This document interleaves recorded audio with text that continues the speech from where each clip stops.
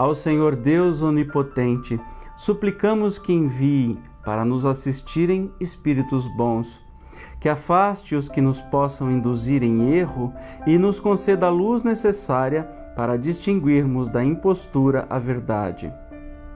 Afasta igualmente, Senhor, os espíritos malfazejos, encarnados e desencarnados, que tentem lançar entre nós a discórdia e desviar-nos da caridade e do amor ao próximo. Se procurarem alguns deles introduzir-se aqui, faze não achem acesso ao coração de nenhum de nós. Bons espíritos, que vos dignais de vir instruir-nos, tornai-nos dóceis aos vossos conselhos, preservai-nos de toda ideia de egoísmo, orgulho, inveja e ciúme. Inspirai-nos indulgência e benevolência para com os nossos semelhantes, presentes e ausentes, amigos ou inimigos. Fazei, em suma, que pelos sentimentos de que nos achemos animados, reconheçamos a vossa influência salutar. Dai aos médiuns que escolherdes para transmissores dos vossos ensinamentos consciência do mandato que lhes é conferido e da gravidade do ato que vão praticar, a fim de que o façam com fervor e o recolhimento precisos. Se em nossa reunião estiverem pessoas que tenham vindo impelidas por sentimentos outros, que não os do bem, abri-lhes os olhos à luz e perdoai-lhes, como nós lhes perdoamos se trouxerem malévolas intenções. Pedimos especialmente ao nosso guia espiritual que nos assista e por nós vele.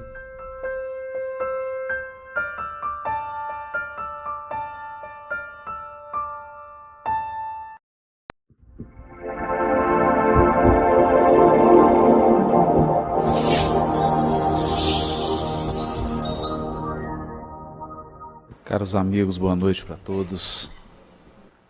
As circunstâncias e os acontecimentos da vida são movimentos do Criador que, na sua pedagogia divina, repleta de misericórdia e de sabedoria, procura sondar o que acontece na nossa intimidade, nossos sentimentos, desejos, ideais, ideias, pensamentos e conceitos, no sentido de transformá-los,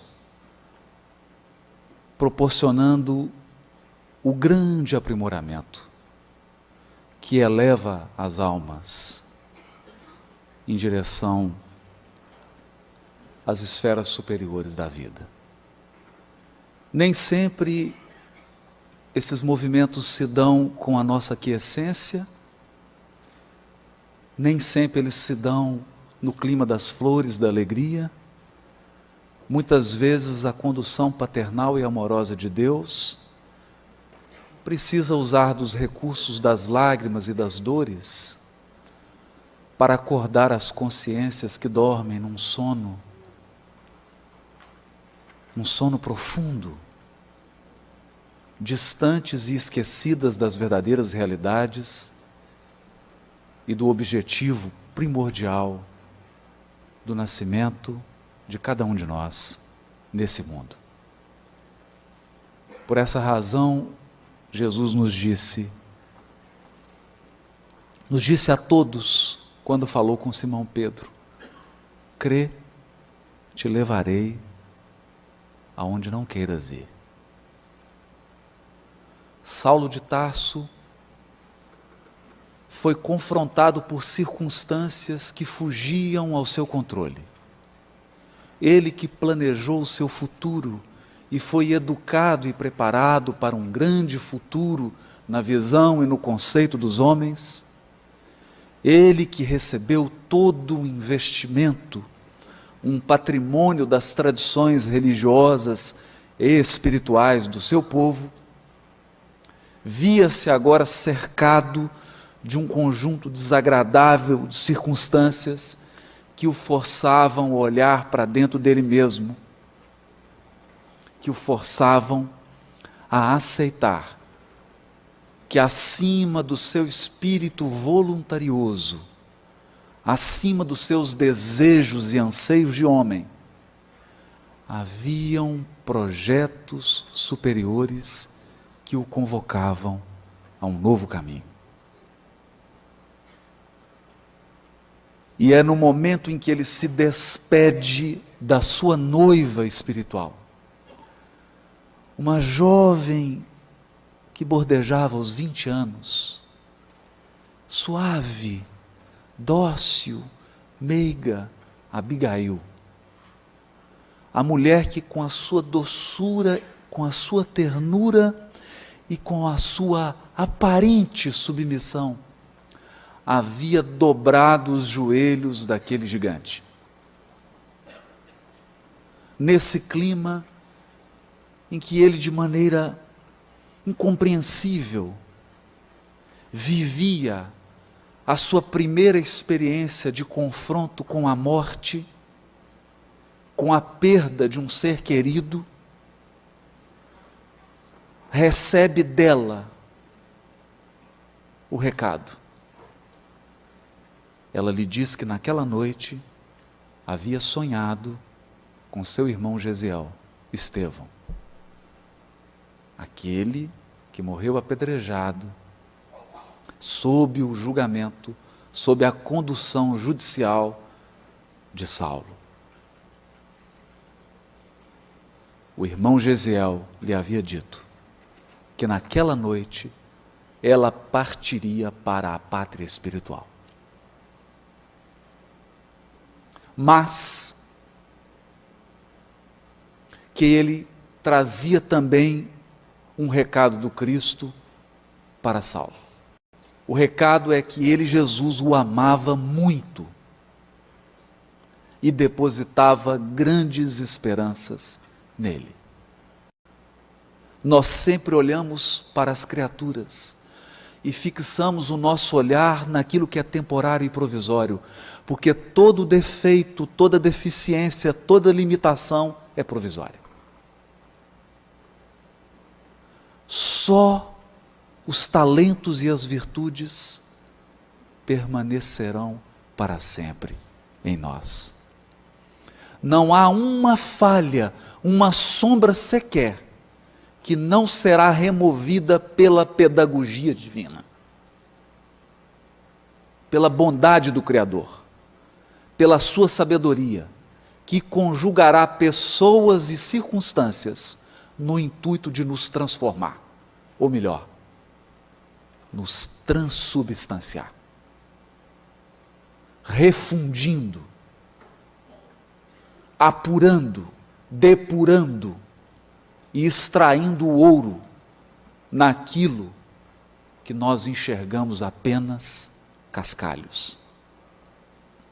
O maior perseguidor de cristãos, o homem que provocou um êxodo de Jerusalém, aquele que iniciou o primeiro movimento de perseguição do movimento cristão, era visto por Jesus como alguém digno de grandes esperanças e expectativas. Naquele momento, Saulo não foi capaz de compreender. Porque o olhar de quem ama é um olhar que ultrapassa o tempo presente. Quem ama é capaz de ver o futuro quando ele ainda é semente. Você viria um homem voluntarioso e um perseguidor de cristãos. Jesus já enxergava Paulo de Tarso, o maior divulgador da Boa Nova. E é contando e enxergando os talentos, as virtudes e as luzes que Jesus fazia os maiores investimentos espirituais naquela alma. Ainda que esses investimentos implicassem em circunstâncias dolorosas para o seu espírito rebelde e inflexível. Abigail lhe diz que os lares da terra não foram feitos para os dois. E Saulo então vê sua noiva espiritual morrer. Perplexo, acabrunhado, triste, como qualquer pessoa que perde um ente querido, especialmente alguém que perde uma alma com quem planejou e projetou um futuro de amor, de carinho, de esperança, sai desnorteado em direção a Damasco, num propósito de aplacar a sua frustração e a sua tristeza com vingança. Acreditando que o ódio, a violência seriam capazes de apaziguar a sua alma. É o que pensa todos que se acreditam injustiçados. Toda vez que acreditamos sermos vítimas ou inocentes, toda vez que acreditamos que a injustiça bateu às nossas portas, nos entregamos ao sentimento do revide, do olho por olho, do dente por dente, acreditando que essas atitudes vão nos trazer paz. Mas a verdade é que a desforra nunca foi capaz de preencher o vazio da perda. E é nesse caminho de reflexão que o doutor da lei faz pela primeira vez na sua vida, e uma vida, diga-se de passagem, de sucesso. Até então, Saulo só havia conhecido a vitória. Só havia conhecido a satisfação dos anseios, dos sonhos, dos desejos. Mas ali estava diante de circunstâncias alheias à sua vontade. Estava diante de um chamado. E ele então pensa: como alguém que dedicara toda a sua vida à religião não encontrara paz? Se de fato há um Deus justo e soberano, por que tanta desigualdade nos destinos? Por que as vidas das pessoas que se amam parecem às vezes tomar encruzilhadas e seguirem estradas distintas? Por que alguns experimentam sofrimentos e perdas atrozes, enquanto outros parecem sempre prosperar?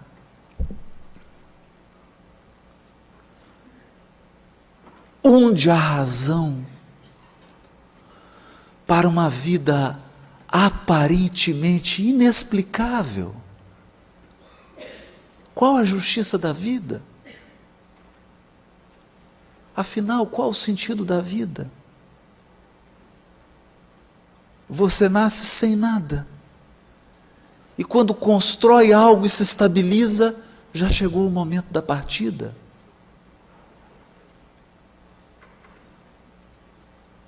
Quando você adquire sabedoria e maturidade, até mesmo certa estabilidade financeira, quando constrói os relacionamentos, parece que o anjo da morte abre a porta da sua casa e te convida a uma viagem desagradável em direção ao túmulo. E quando nós colocamos a movimentação dos homens e os seus interesses nessa régua de tempo, que é o tempo de duração entre o berço e o túmulo, nós nos perguntamos, muitas vezes iludidos: para que tanto esforço? Por que uma vida tão curta? Por que vivemos tão pouco? Por que as coisas não se explicam dentro de uma vida só? Eram essas perguntas de Saulo. Quando as circunstâncias da sua vida pareciam contrariar os seus desejos, ele começa a se fazer essa pergunta. Então ele vive uma experiência. Uma experiência que já atravessou mais de 2000 anos. E até hoje a maioria do mundo não é capaz de compreender. Porque a mente dos seres humanos está escravizada e acorrentada na ideia de que nós morremos.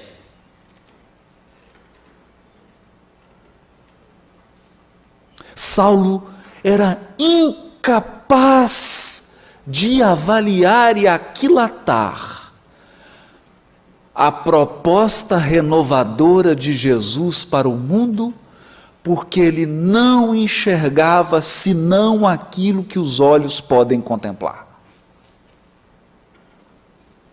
Para ele, Jesus era um homem que morreu na cruz.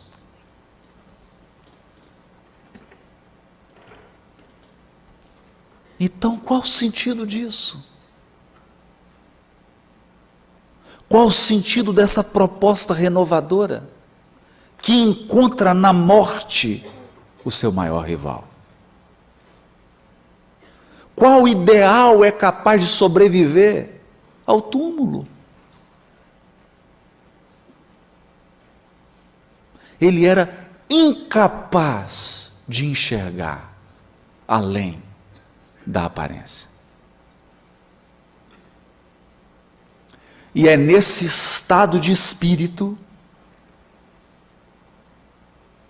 absorto em pensamentos, que descreve Emmanuel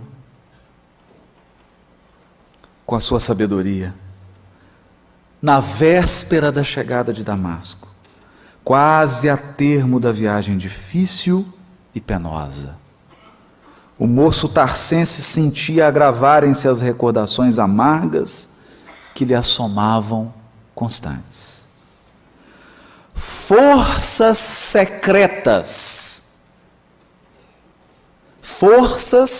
secretas impunham-lhe profundas interrogações. Passava em revista os primeiros sonhos da juventude. Sua alma desdobrava-se em perguntas atrozes. Ele próprio não saberia explicar o que se passava. A experiência de Saulo é a experiência da imortalidade da alma. Um sol de luz se apresenta diante dos seus olhos.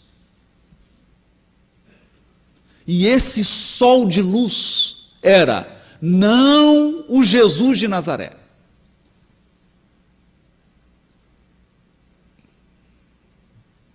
E talvez você fique confuso. Mas não era o Cristo? Não era Jesus? E eu devolveria a pergunta: quem é você? Quem é você? Você é realmente a pessoa que na atual existência foi registrada no cartório? Talvez você procure afobado se definir agora às pressas. Não, eu sou um engenheiro. É? Há quanto tempo você formou em engenharia? Você nasceu engenheiro?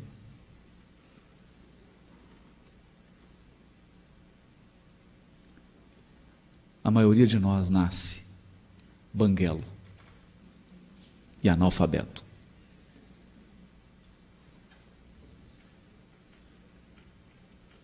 Então quem é você? Você já pensou que possui habilidades que você não aprendeu nessa vida?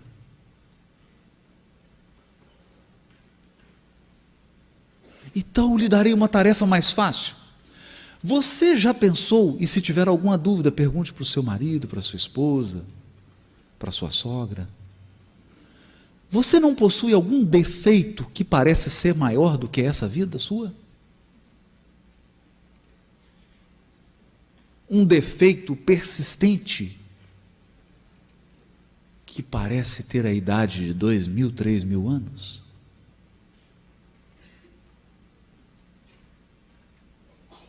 Então há uma diferença. Há uma diferença entre o homem físico e o homem espiritual. O corpo que você tem hoje possui uma carteira de identidade, uma certidão de nascimento. E eu não quero amedrontar ninguém, por favor. Terá uma certidão de óbito.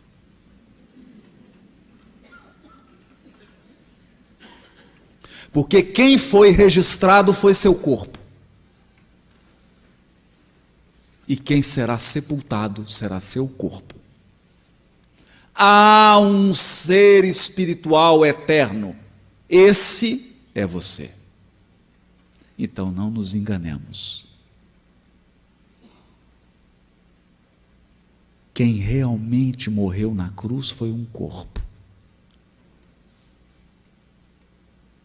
O ser espiritual que habitava aquele corpo é o sol de luz da humanidade. É o sol de luz que dirige esse planeta. É o sol que reflete a luz divina para todos os corações que tocam os pés deste mundo. E foi esse sol que visitou Saulo às portas de Damasco.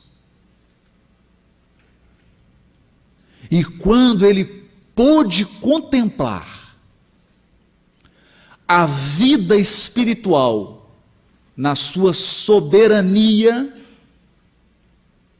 ele esqueceu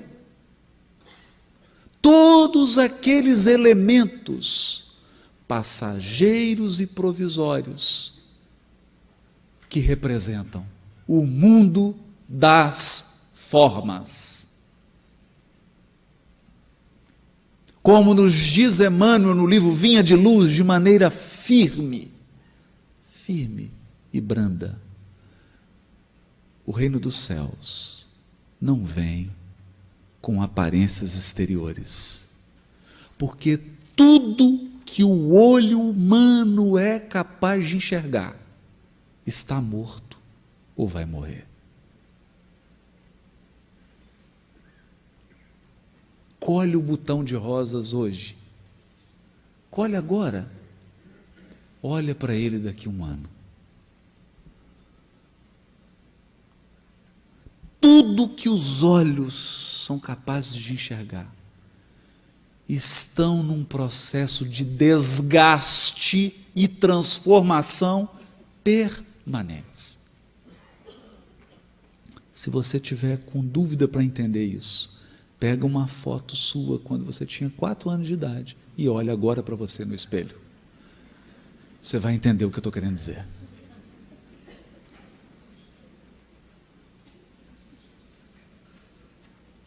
Então ali, ele contemplou o que é eterno.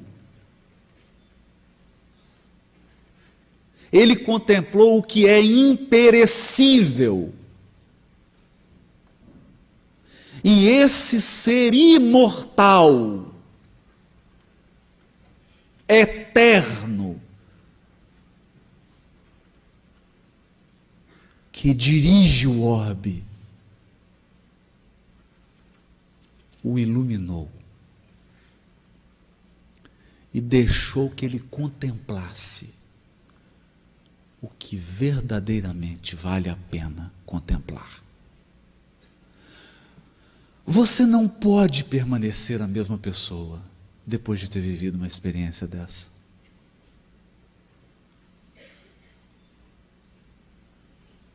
Eu me recordo de um amigo que agora está na pátria espiritual, que me contou de uma reunião em Pedro Leopoldo, em que estava ele, Martins Peralva, tantos outros, e o médium Peixotinho,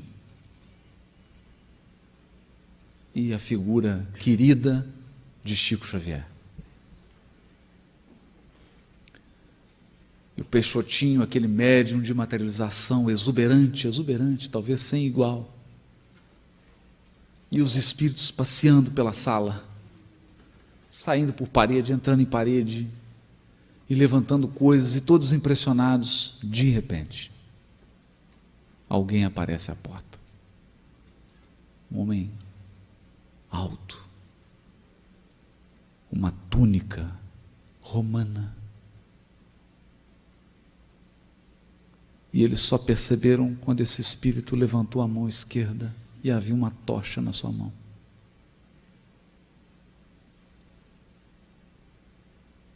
E essa tocha iluminou toda a sala. Era Emmanuel. Ele olhou para cada um e disse assim: isso está me parecendo um jardim doméstico.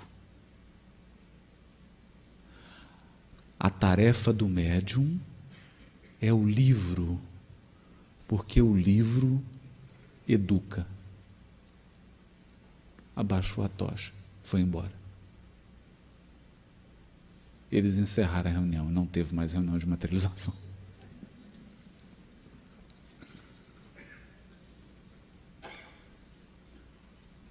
Mas então eu conversava com esse amigo e fala assim: é possível ser o mesmo depois disso? Não, não é possível.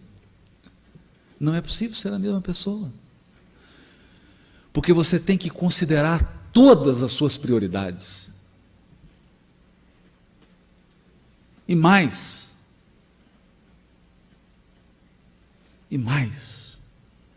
é preciso pensar coisas que parecem engraçadas. Parecem engraçadas, mas eu tenho que dizer. Eu tenho que dizer, por exemplo, a sua sogra vai viver para sempre.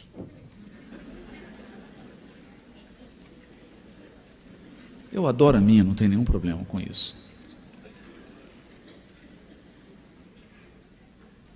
Todas as pessoas com as quais você se relaciona vão viver para sempre ao seu lado. Quer você goste delas, quer você não goste delas.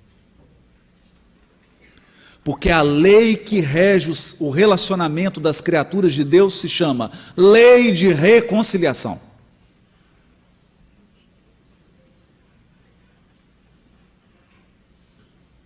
Lei de reconciliação.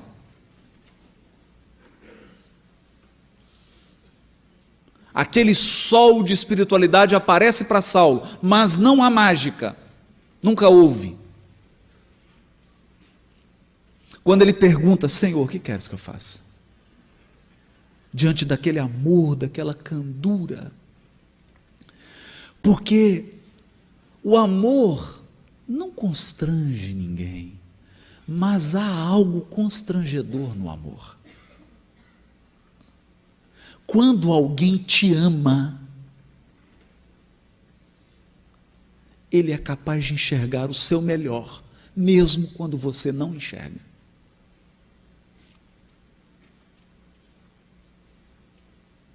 Quando alguém verdadeiramente te ama, ele é capaz de extrair de você o melhor que você tem, ainda que você não queira dar. É constrangedor. Porque o amor te mostra que você pode ser mais do que você é agora. Não é uma questão de potencial, é uma questão de escolha. E o amor de Jesus mostrou para Saulo que ele podia ser Paulo. Você pode ser Paulo. Você pode ser muito mais do que você é. Você pode abandonar a sua cegueira de encarnado,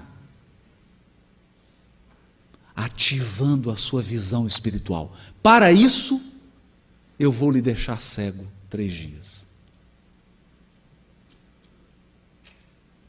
Então, Durante 3 dias de cegueira corporal, Paulo enxergou pela primeira vez na vida. Que ironia. É preciso fechar os olhos para enxergar.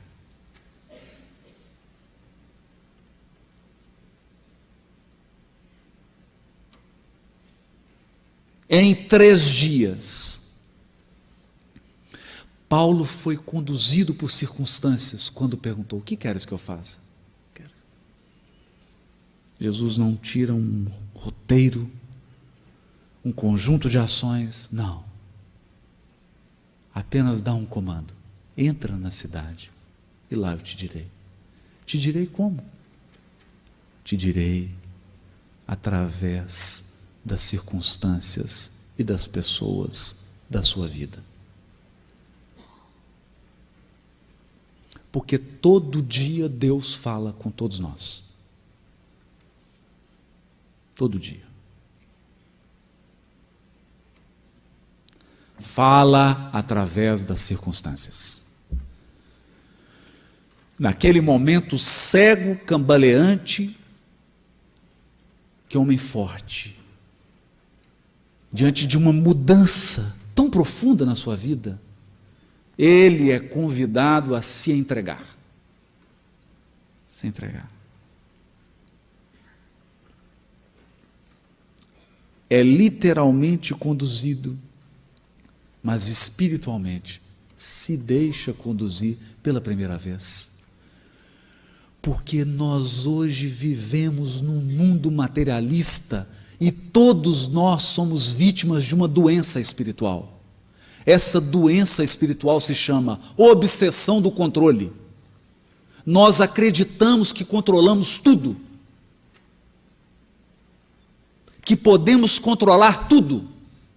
Só que tem um detalhe: você pode desencarnar hoje. Onde o controle? Onde o controle?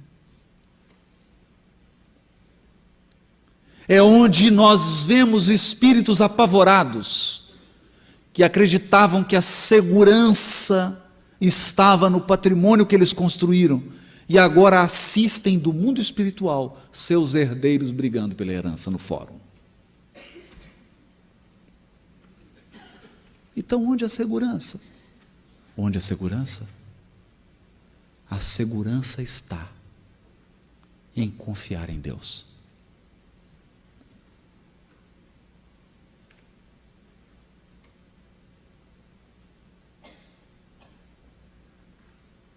E essa foi a primeira lição de Saulo. Essa é a nossa lição. Confiar. Entregar-se.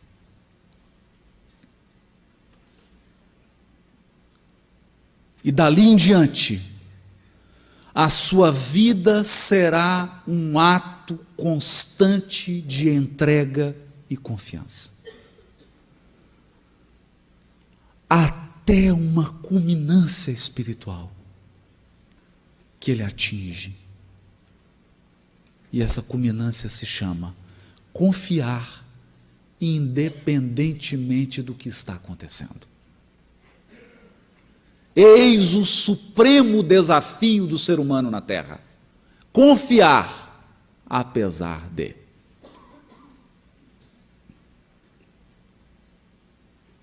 A viagem de Damasco é uma viagem que durou 30 anos para Saulo. Para nós, já está durando 2000 anos.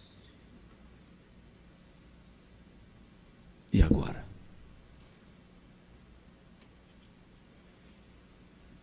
Quando completaremos essa história?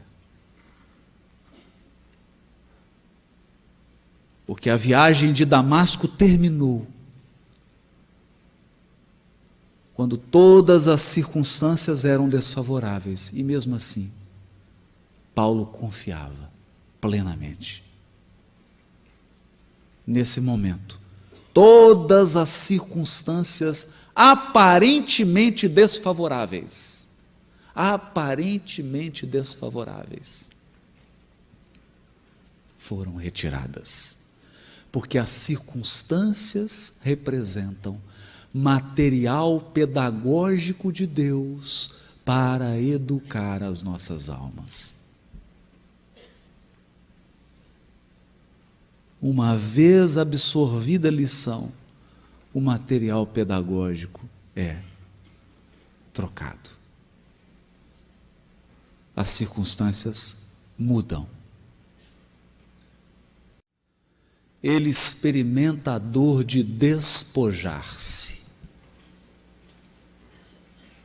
A soberana dor do encarnado. Despojar-se. Todas as pessoas são repletas de conceitos, mas é difícil despojar-se deles para que a doutrina espírita preencha nossa mente.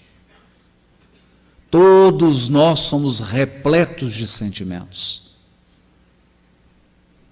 Alguns de ódio, de rancor, de tristeza, de rebeldia, de ingratidão. Mas é difícil despojar-se disso tudo, para que os sentimentos puros do Evangelho possam, enfim, habitar os nossos corações.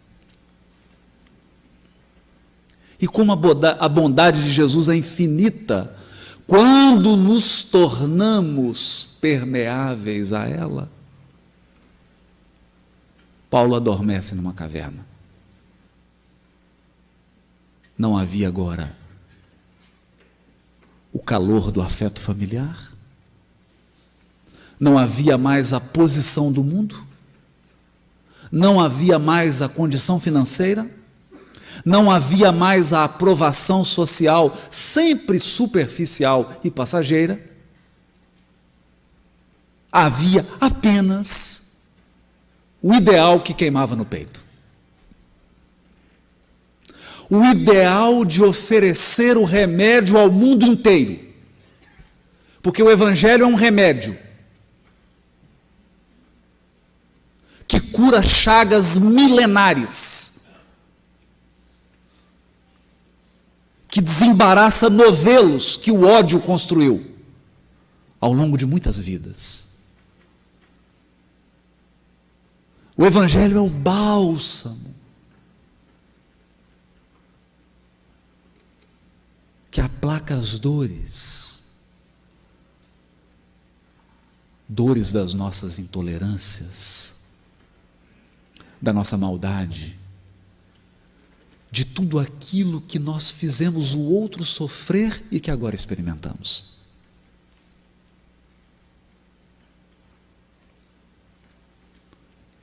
Esse ideal ele tinha, e era uma chama profunda. Mas estar encarnado, estar com os pés nesse mundo, é cambalear. Ter duas pernas e ter que andar sobre elas é experimentar, às vezes, certa instabilidade. Só não experimenta instabilidade quem caminha com as asas. São os anjos, cujas asas de sabedoria e de amor não lhes permite nenhuma variação. Nós humanos não. Nos alegramos e nos entristecemos. Temos esperança, mas somos assaltados pelo desânimo.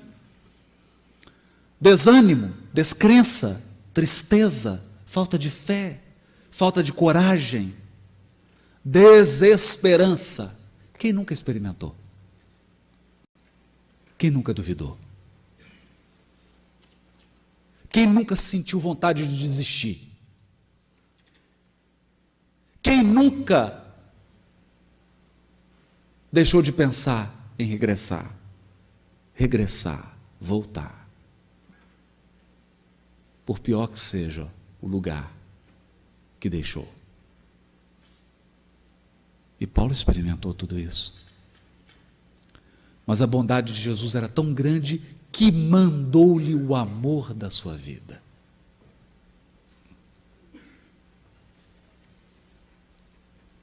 Porque só o amor é capaz de transformar as criaturas. Aquilo que a lei não pode, aquilo que a força não consegue, aquilo que a brutalidade jamais conseguiu.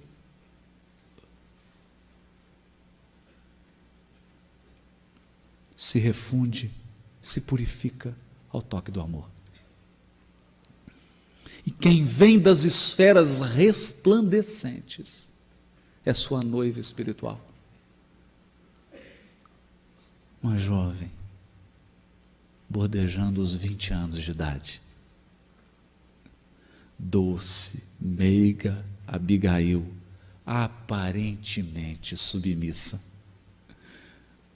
Porque a estratégia do amor é submeter-se para dominar para sempre.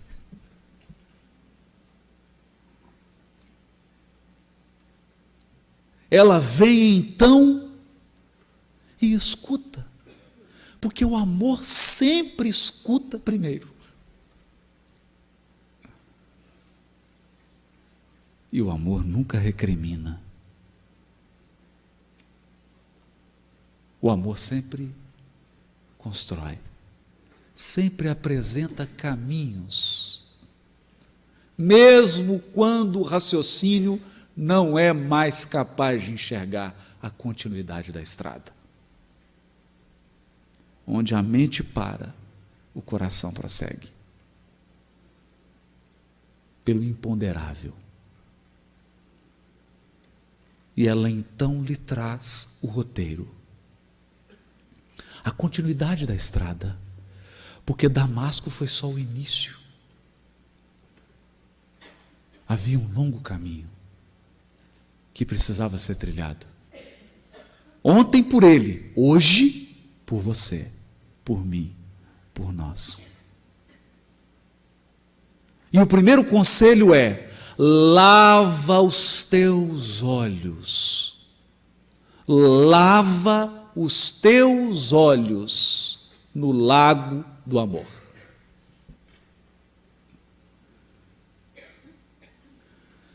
Tudo muda se você olhar com amor. Nós gastamos 5, 10, 15 vidas para conquistar 5 inimigos. E a bondade divina os coloca todos eles, na nossa família. Para que lavemos os nossos olhos nas fontes do amor. Se você olhar com amor, verá até mesmo os talentos dos teus inimigos, dos teus adversários. Porque o amor é uma sonda.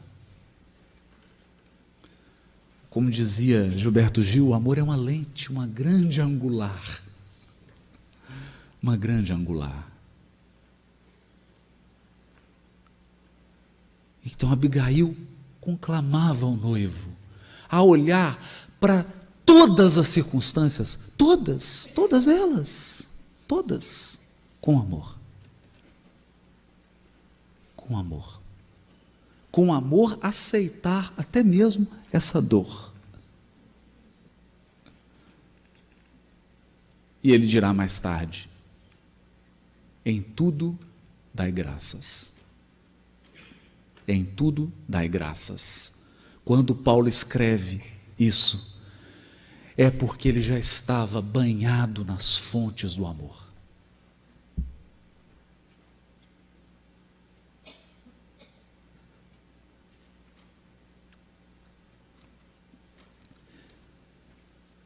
Mas ela prossegue. se o amor nos torna capazes de enxergar todas as sementes, e eu diria mais, o raciocínio é capaz de enxergar, o raciocínio apurado, todas as sementes dentro de um fruto, mas só o amor é capaz de enxergar todos os frutos que estão dentro da semente. É diferente.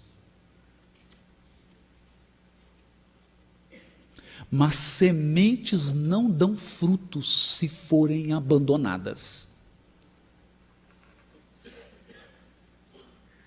Deus não é um Deus de milagres. Não espere milagres na sua vida. Deus é um Deus de dádivas, não de milagres. Isso significa que se você for capaz de recolher as sementes com amor, Ele te dará a terra, Ele te dará o adubo, Ele te dará a água, Ele te dará a luz do sol, mas Ele precisa das tuas mãos. Então Abigail prescreve para Paulo: trabalha. Se o teu amor for capaz de recolher as sementes, trabalha para que elas frutifiquem. Ninguém colhe se não cultivar. Isso vale para tudo. Vale para dentro de nós. Vale para o que você planta em você. Vale para os pensamentos que você tem durante o dia, para os sentimentos que você alimenta, mas vale também para os sentimentos e pensamentos que você alimenta nas pessoas. Porque nós temos dons de despertar sementes. Se você é violento, você desperta todas as sementes de violências em todas as pessoas que se relacionam com você. Se você é impaciente, você desperta a impaciência até nos anjos, se fosse possível. Porque nós temos poder de despertar sementes. A escolha é nossa. Você vai despertar o quê? Trabalha. Trabalha. Constrói. Se Deus fosse um pai de coisas prontas, Ele nos teria criado perfeitos. Nosso Deus é um Deus de sementes. É por isso que nós somos perfectíveis. Destinados a construir nós mesmos com o seu auxílio, mais com o auxílio dele, mas com as nossas mãos. Trabalha, mas sem ansiedade, porque há plantas que germinam em uma semana. Experimenta sorrir por uma semana. Experimenta dizer somente coisas agradáveis para todas as pessoas durante uma semana. E você verá que essas sementes brotam rapidamente. Mas algumas delas, há coisas que, se você cultivar hoje com muito esforço, você colherá daqui 1000 anos.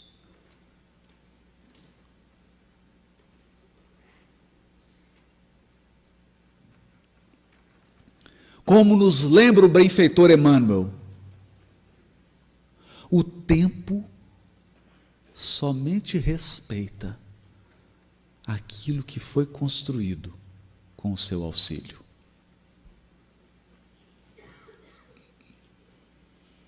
Essa é a advertência para todos os precipitados e para todos os ansiosos.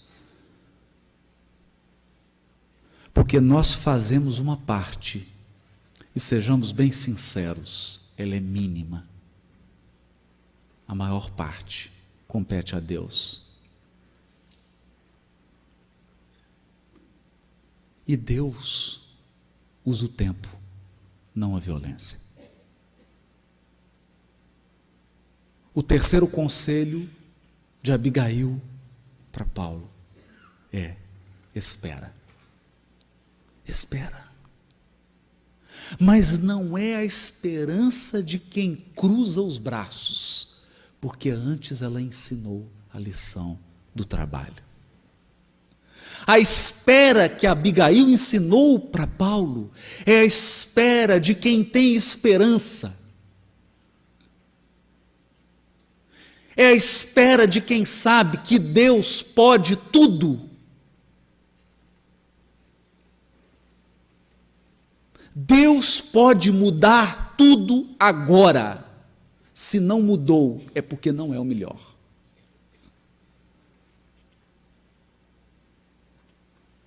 Essa é a nossa esperança. É por isso que aprendemos na doutrina espírita que a terra será regenerada, apesar dos políticos, apesar dos corruptos, apesar dos perversos, dos injustos, em resumo, apesar de nós.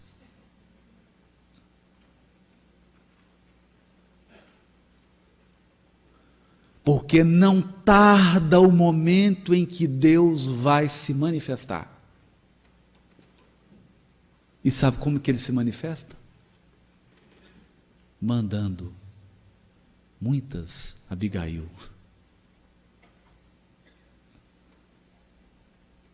Porque Deus só transforma com amor.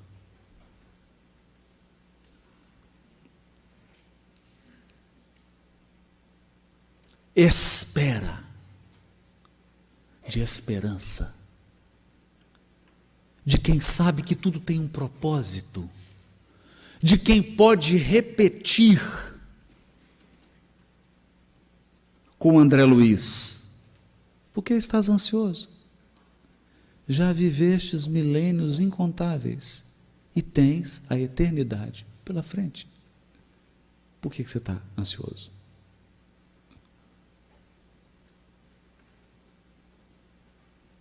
Nós temos a eternidade diante de nós e milênios atrás de nós.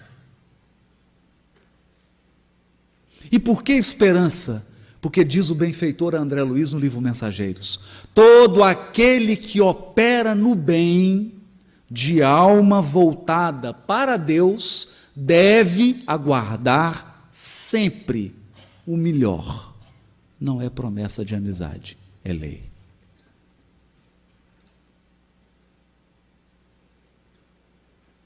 É lei. E depois da esperança, o derradeiro conselho.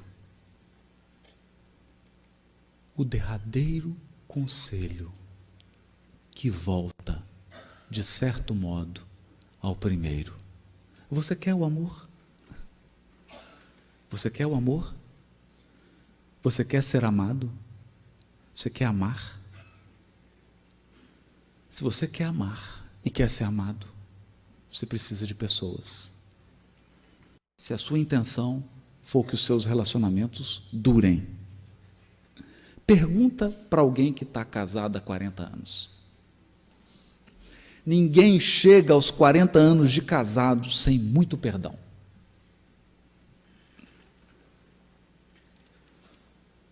Ninguém constrói relacionamentos duradouros sem muito perdão, por uma razão muito simples. Esse mundo não é um mundo de anjos ainda. É um mundo de seres humanos imperfeitos. E a intimidade provoca algo muito estranho. O convívio e a intimidade colocam os nossos defeitos para fora. Quanto mais intimidade, mais a gente fere e é ferido. Conviver é machucar-se.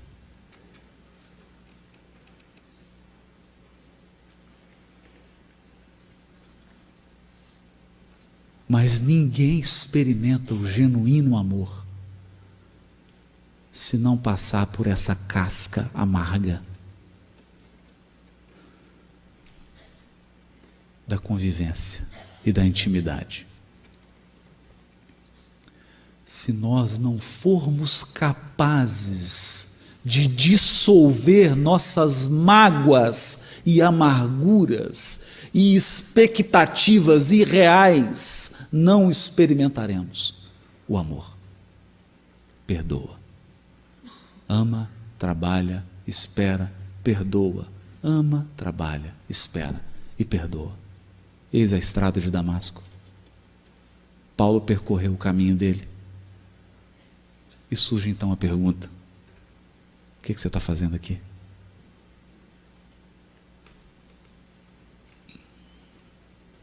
Quem é você? Onde estão os teus verdadeiros interesses? Medita nas circunstâncias da tua vida. Será que você também não recebeu um chamado?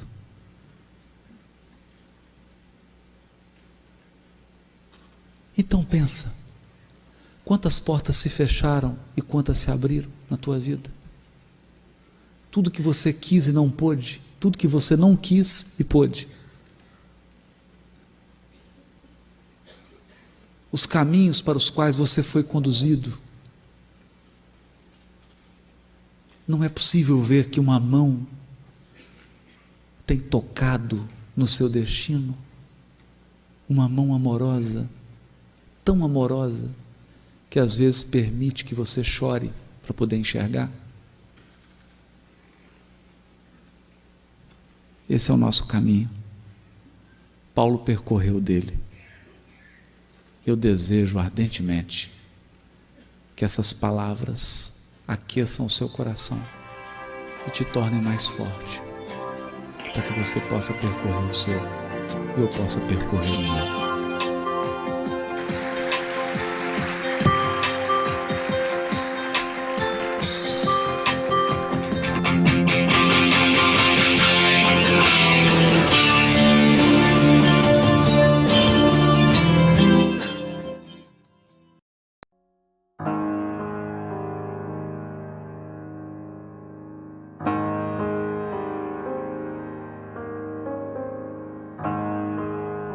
Agradecemos aos bons espíritos que se dignaram de comunicar-se conosco e lhes rogamos que nos ajudem a pôr em prática as instruções que nos deram e façam que, ao sair daqui, cada um de nós se sinta fortalecido para a prática do bem e do amor ao próximo. Também desejamos que as suas instruções aproveitem aos espíritos sofredores, ignorantes ou viciosos, que tenham participado da nossa reunião e para os quais imploramos a misericórdia de Deus.